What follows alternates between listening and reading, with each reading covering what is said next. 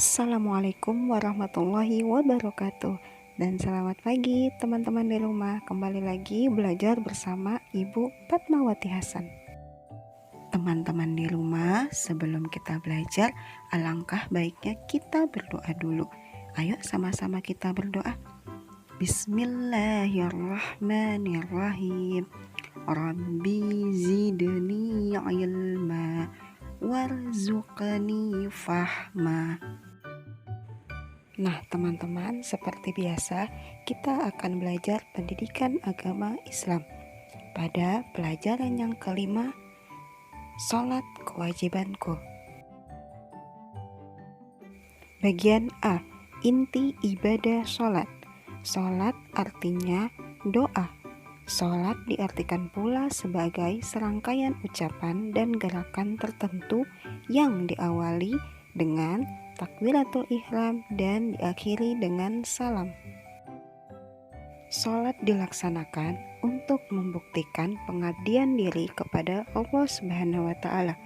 Melaksanakan sholat berarti menyembah kepada Allah Subhanahu wa Ta'ala, berdoa, memohon ampunan, dan bersyukur kepada Allah.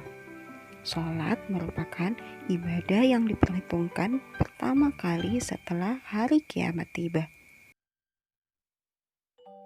Tentu sebagai seorang muslim kita tidak asing dengan sholat, karena sholat merupakan kewajiban kita untuk dilaksanakan.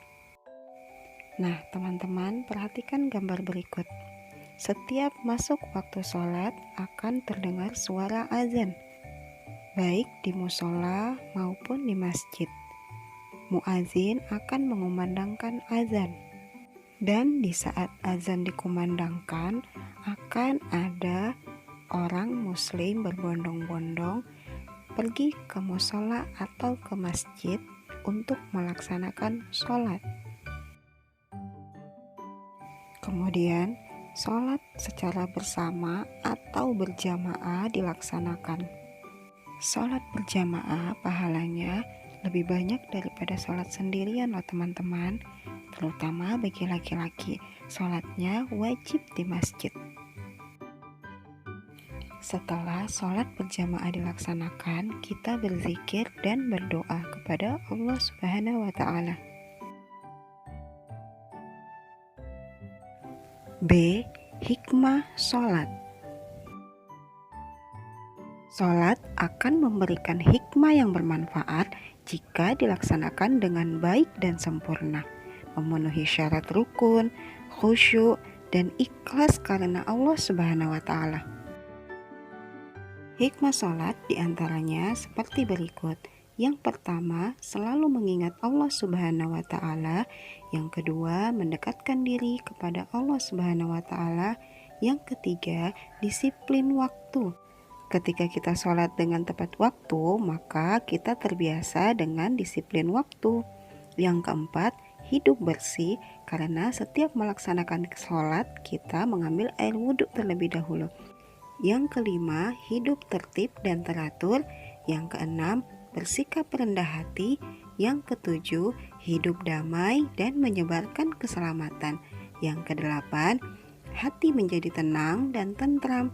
Yang kesembilan, membina kebersamaan, persatuan, dan persaudaraan. Yang kesepuluh, memelihara diri dari perbuatan dosa. Nah, itulah beberapa hikmah sholat teman-teman. Teman-teman di rumah jangan lupa ya, sholat tepat waktu. Setelah mengetahui hikmah sholat, kita ke bagian C, yaitu praktik sholat. Perhatikan gambar berikut.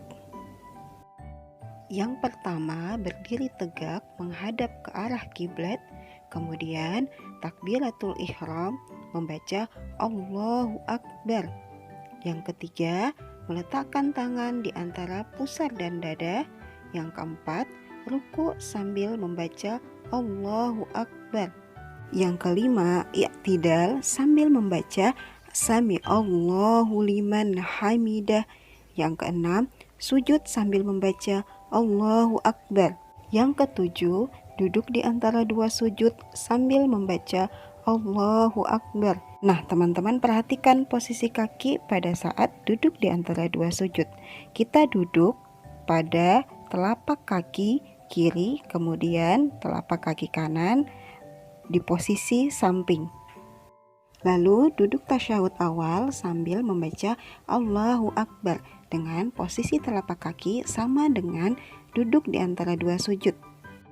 Kemudian nomor 9, duduk tasyahud akhir sambil membaca Allahu Akbar dengan posisi telapak kaki yang sudah berbeda dari tasyahud awal tadi. Posisi kaki pada tasyahud akhir, telapak kaki kiri berada di bawah kaki kanan. Dan yang terakhir yaitu salam. Nah, itulah praktik gerakan sholat. Adapun bacaan sholat, insya Allah kita akan bahas pada pertemuan selanjutnya. Nah teman-teman, itulah pembelajaran kita hari ini. Semoga bermanfaat ya. Tetap semangat belajar di rumah dan jaga kesehatan. Jangan lupa selalu berdoa. Mari kita tutup pembelajaran kita dengan membaca doa. Subhanakallahumma wa bihamdik asyhadu an la ilaha illa anta astaghfiruka wa atubu ilaik. Terima kasih. Wassalamualaikum warahmatullahi wabarakatuh.